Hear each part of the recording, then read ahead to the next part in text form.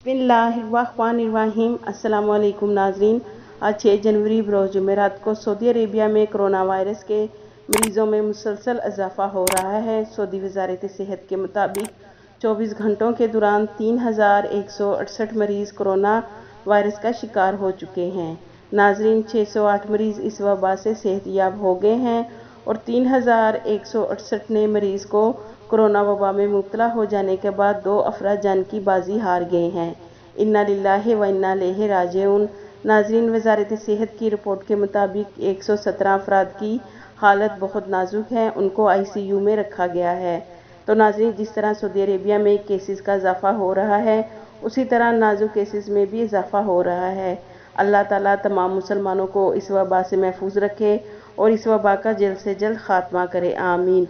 नाजरीन, Saudi Arabia की daily corona की रिपोर्ट के लिए हमारे चैनल को सब्सक्राइब कर दें और बेल आइकन को प्रेस कर दें ताकि हर आने वाली नई वीडियो आप तक बआसानी पहुंच सके। आपके कीमती वक्त का शुक्रिया।